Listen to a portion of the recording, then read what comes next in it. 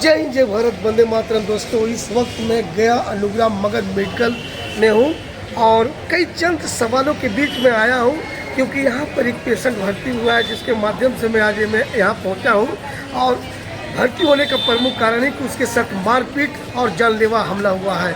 ये मैटर भूमि माफिया से जुड़ा हुआ है और ये कारण क्यों हुआ, मारपीट क्यों हुआ, इसका प्रमुख कारण मैं घायल स्थिति में जो पेशेंट यहाँ भर्ती है उससे मैं रूबरू को करवाता हूँ।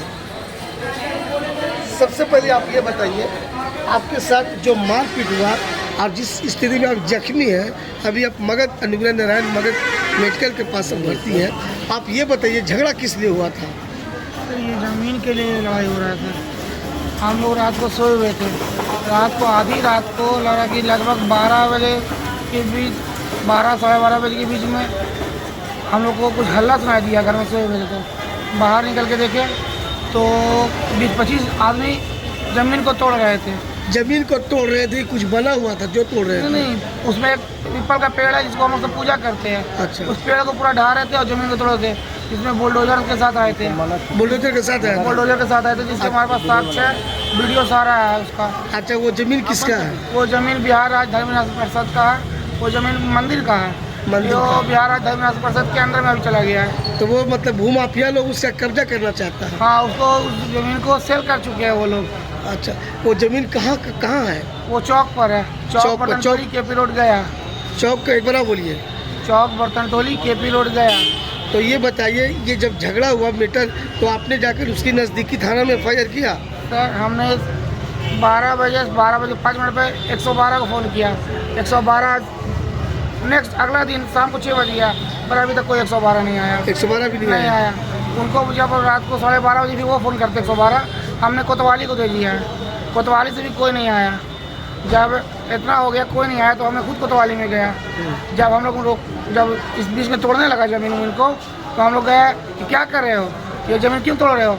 जब आप लोग का ज़मीन है तो बोला मेरा ज़मीन है। तो बोले कि आपका ज़मीन है तो आप कागज़ के साथ आइए। अच्छा, ये बताइए, जो रात में आया था, हाँ, आप उसमें से चिनते हैं, किसी को पहचानते हैं? सभी को चिनते हैं। कौन कौन है, नाम बताइएगा। उसमें नाम है, पहला नाम है अमरनाथ केसरी, पिता स्वर्गीय गोपाल प्रसाद केसरी। दूसरा है तुषार झा, दामाद हुए अमरनाथ केसरी के। तीसरा है बंटी केसरी। चौथा आकाश केसरी। और 20-25 अन्य भी थे जो सभी लोहे का रैड, गड़ासा, फिर कुदार, पैना सब लेके आए थे। उसका सारा वीडियो हमारे पास है। हमला जब आपके पास साथ किया था, कितने लोग मिलकर आप पर हमला किया था? कम से कम 10-15 जन किए थे। पहला तो अमरनाथ केसरी पिस्टल निकाल के मेरे माथा पर रख दिया। अच्छा। पिस्टल रखे हुए था कमर में। बोलता है जी तुम ही ज़्यादा हो गए हो, अगर ज़्यादा हल्ला करो तो यहाँ पे सबको शूट कर देंगे। जब इसमें हम लोग हल्ला करने लगे कि हम सबको गुहार करेंगे रात को, तो लगा जी उसमें पीछे से अमरनाथ केसरी का दामाद तुषार झा रेड से मार दिया पीछे। तो इतना मेरा फटा हुआ है, लगा कि 6-7 टाका पड़ा हुआ मेरा अभी, और हाथ में भी फ्रैक्चर कर दिया है। देखिए पूरा हाथ नहीं उठ रहा मेरा अभी तक। अच्छा, ये बताइए, आप क्या मांग करना चाहते हैं जिलाधिकारी और एसपी साहब से? हम न्याय मांग रहे हैं सर। ये लड़ाई एक बार नहीं हुई, 3 साल से चल रहा है। 3 साल पहले भी हमने एफआईआर किया है, उसका कोई हल नहीं निकला। एफआईआर कहाँ किए थे? थाना में? कोतवाली थाना में किए थे। कोतवाली थाना कुछ मतलब इसका कुछ नहीं हुआ अभी तक सर। खाली वो थाना वाला बोलता है उस समय लड़ाई 2023 में किए थे, तो बोला कि 2 बार 3 बार आए कि हाँ हो रहा है, ठीक है हो जाएगा। वो कुछ सुनवाई नहीं। उस वक्त थाना प्रभारी कौन थे? उस समय थे SHO थे बबन बैठा सर थे उस समय। अच्छा, ये बताइए सर, वो जो जमीन के लिए लड़ाई हो रहा है, वो जमीन कितना गज है या कितना कट्ठा होगा लमसम? कट्ठा क्या सर, आधा कट्ठा से थोड़ा कम ही होगा। वो 17 बाई 23 है।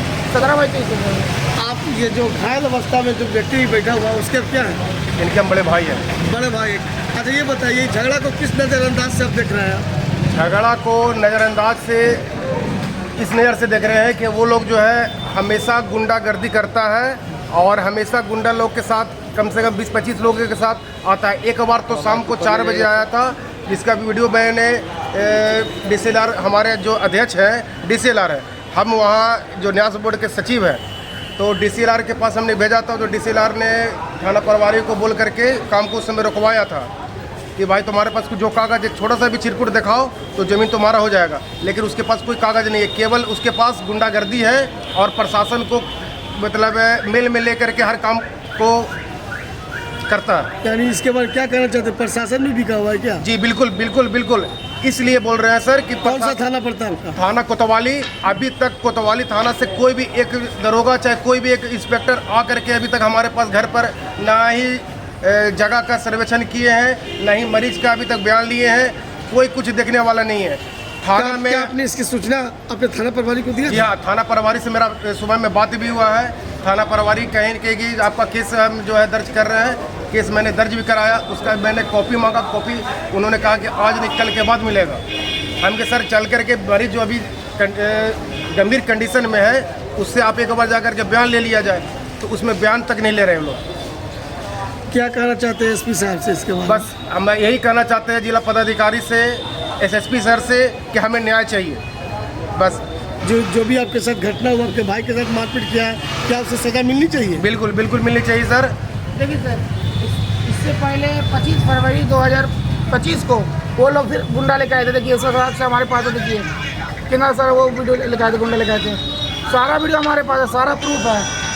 उस समय भी कोई सुनवाई नहीं है, कोई अभी तक कोई सुनवाई नहीं है। यानी प्रशासन बिल्कुल नाकाम हो गया। बिल्कुल बिल्कुल। उससे पहले भी दिखाता हूँ वीडियो भी है सर, उससे पहले 2023 में आए थे, तो 2025 का 2023 का भी वीडियो हमारे पास है, उस समय भी देखिए कितना सारा गुंडा लेके आए, पर कोई सुनवाई नहीं है। यानी 2023 से आप झेल रहे हैं सर, कोई सुनवाई नहीं है। ये देखिए, कहने का अर्थ हो गया, जा करके प्रशासन की लापरवाही कहिए या फिर जा करके कहिए और बिल्कुल कान में तेल डाल के सो गया है। 2023 से ये मामला ये लोग झेलते हुए आ रहे हैं, लेकिन प्रशासन ने अभी तक किसी को गिरफ्तारी नहीं हुआ है। अभी के समय में बिहार में इस तरह का कंडीशन आ रहा है, सबसे ज़्यादा स्थिति अभी जमीन माफिया और ज़मीन को लेकर हो रहा है। मैं सरकार से निवेदन करना चाहता हूँ कि वैसे स्थिति में अगर केसेस आता है, ज़मीन से लगा हुआ किसी भी तरह का केसेस आता है, प्रशासन को चाहिए कि तत्काल एक्शन लेना चाहिए। अभी मान लिया जाए 20 से 25 संख्याओं में आकर के इस युवक पर हमला किया था और युवक का ये भी आरोप है कि हमारे कनपट्टी में पिस्टल भी लगा दिया था। यदि भविष्य में मान लिया जाए आज ये घायल हुआ है, हो सकता है कल इसकी हत्या भी हो सकता है या इसकी साजिश भी रची जा सकती है। मैं कानून से निवेदन करना चाहता हूँ कि जो भी दोषी हो उस पर कठोर से कठोर कानूनी कार्रवाई मिले तथा उसको सजा होना चाहिए एवं जेल भेजना चाहिए। अन्यथा अगर ऐसा नहीं होता है तो कानून की लापरवाही इसको तत्काल कहा जाएगा, क्योंकि भविष्य में अगर इसके साथ कई तरह का घटना होता है तो उसकी जिम्मेदारी फिर कानूनी होगा।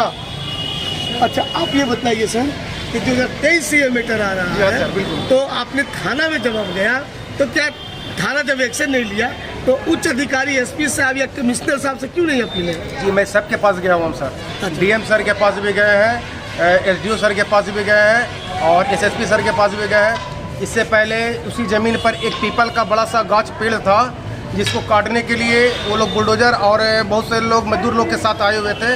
पीपल जिस पे हम लोग पूजा करते हैं, और उस पेड़ को काटने के लिए हमने लोग थाना प्रभारी के पास आवेदन लिख करके दिए, कोई एक्शन नहीं लिया गया।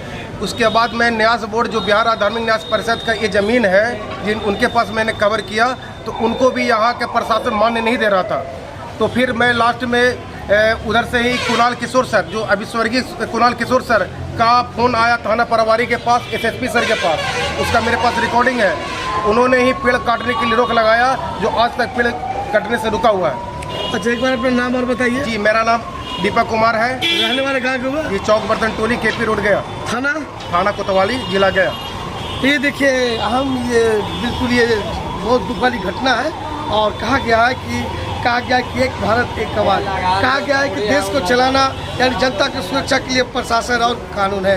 प्रशासन को चाहिए कि जनता को सुरक्षा उनका मुहैया कराया जाए, क्योंकि जनता का पैसा ही हर सरकारी वर्करों को मिलता है, सरकारी कर्मचारी को मिलता है। अगर जनता ही प्रशासन करने में सुरक्षित ना रह पाएगा तो फिर जनता किसके दरवाजे पे खटखटाएगा? क्या कहना? आधी रात को आने का क्या चाहेंगे?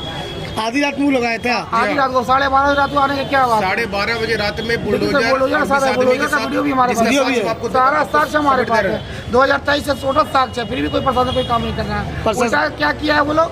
जब हमने बोला कि हम जा रहे केस करें, प्रशासन अभी तक नहीं आया है। तो अमरनाथ केसरी जो हम पर पकड़े हुए पिस्टल रखे हुए था और तुषार झा जो मारा है, तो वो दोनों अपने में बात किया, बोला कि तुम केस करो। क्या कर लगा था ना हमको, लास्ट में अपना माथा खुद पोल है, वहाँ पर पोल में पटक के चला गया था ना, उनसे पहले हम केस कर देंगे।